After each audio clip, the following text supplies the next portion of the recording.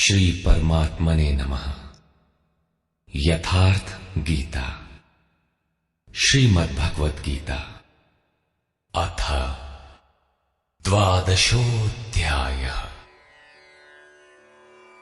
एकादश अध्याय के अंत में श्री कृष्ण ने बारंबार बल दिया था कि अर्जुन, मेरा यह स्वरूप जिसे तूने देखा तेरे सिवाय न पहले कभी देखा गया है और न भविष्य में कोई देख सकेगा। मैं न तप से, न यज्ञ से और न दान से ही देखे जाने को सुलभ हूं, किंतु अनन्य भक्ति के द्वारा अर्थात मेरे अतिरिक्त अन्यत्र कहीं श्रद्धा बिखेरने न पाए, निरंतर तैल धारावत मेरे चिंतन के द्वारा ठीक इसी प्रकार जैसा तूने देखा, मैं प्रत्यक्ष देखने के लिए, तत्व से साक्षात जानने के लिए और प्रवेश करने के लिए भी सुलभ हूं। अतः अर्जुन, तू निरंतर मेरा ही चिंतन कर, भक्त बन।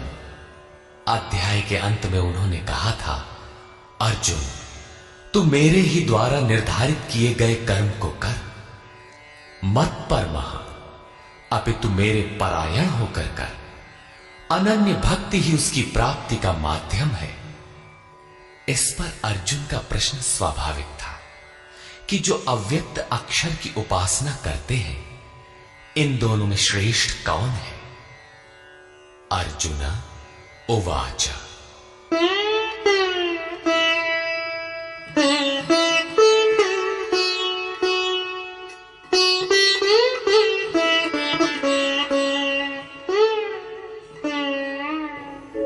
एवं सततयुक्ता ये भक्तास्त्वां पर्युपासते, ये चाप्यक्षरमव्यक्तम्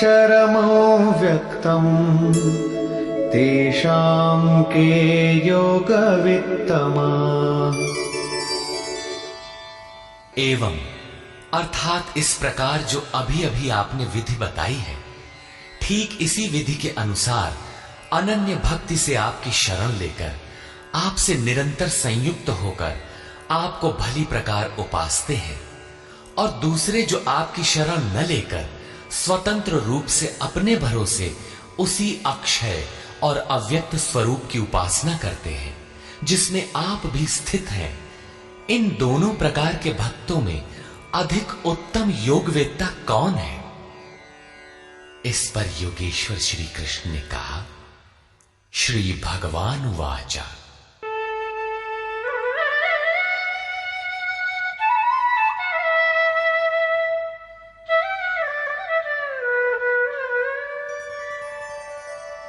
मय्यावेश्य मनो ये मां नित्ययुक्ता उपासते, श्रद्धया परयोपेता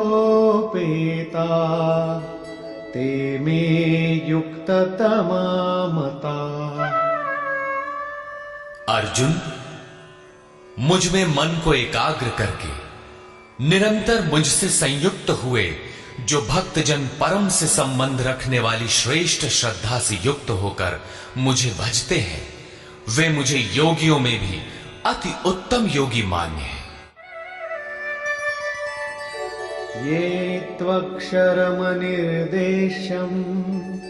अव्यक्तं पर्युपासते, सर्वत्र गमचिन्त्यं च कूटस्थमचलं ध्रुवम्, संयम्येन्द्रियग्रामं सर्वत्र समबुद्धयः ते प्राप्नुवन्ति मामेव सर्वभूतहिते रताः। जो पुरुष इंद्रियों के समुदाय को भली प्रकार संयत करके मन बुद्धि के चिंतन से अत्यंत परे सर्वव्यापी अकथनीय स्वरूप सदा एक रस रहने वाले नित्य अचल अव्यक्त आकार रहित और अविनाशी ब्रह्म की उपासना करते हैं, संपूर्ण भूतों के हित में लगे हुए और सब में समान भाव वाले वे योगी भी मुझे ही प्राप्त होते हैं। ब्रह्म के उपर्युक्त विशेषण मुझसे भिन्न नहीं है, किंतु क्लेशोऽधिकतरस्तेषाम् अव्यक्तासक्तचेतसाम् अव्यक्ता हि गतिर्दुःखम् देहवद्भिरवाप्यते। उन अव्यक्त परमात्मा में आसक्त हुए चित्त वाले पुरुषों के साधन में क्लेश विशेष है, क्योंकि देहाभिमानियों से अव्यक्त विषय गति दुखपूर्वक प्राप्त की जाती है। जब तक देह का भान है तब तक अव्यक्त की प्राप्ति दुष्कर है। योगेश्वर श्री कृष्ण सद्गुरु थे। अव्यक्त परमात्मा उनमें व्यक्त था।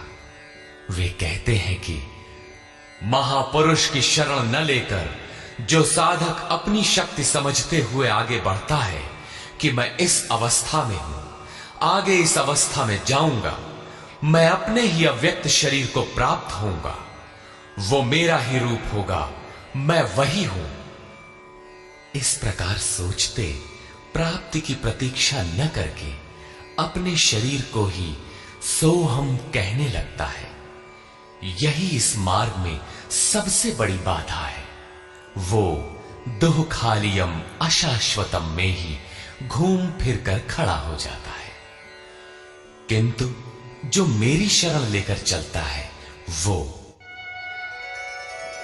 ये तु सर्वाणि कर्माणि मयि सन्न्यस्य मत्पराः अनन्येनैव योगेन मां ध्यायन्त उपासते।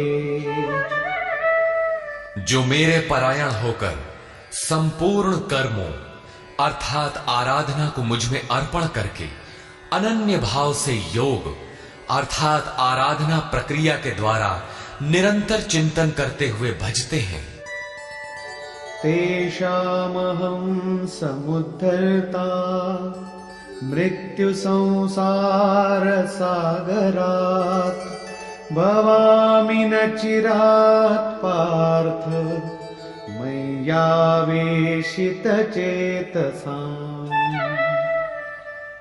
केवल मुझ में चित्त लगाने वाले उन भक्तों का मैं शीघ्र ही मृत्यु रूपी संसार से उद्धार करने वाला होता हूं।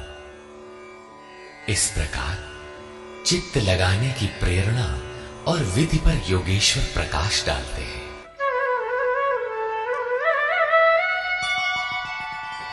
मय्येव मन आधत्स्व मयि बुद्धिं निवेशय निवसिष्यसि मय्येव अत ऊर्ध्वं न संशयः। इसलिए अर्जुन, तू मुझ में मन लगा, मुझ में ही बुद्धि लगा, इसके उपरांत तू मुझ में ही निवास करेगा, इसमें कुछ भी संशय नहीं है। मन और बुद्धि भी न लगा सके तब, जैसा अर्जुन ने पीछे कहा भी था कि मन को रोकना तो मैं वायु की तरह दुष्कर समझता हूं। इस पर योगेश्वर श्री कृष्ण कहते हैं,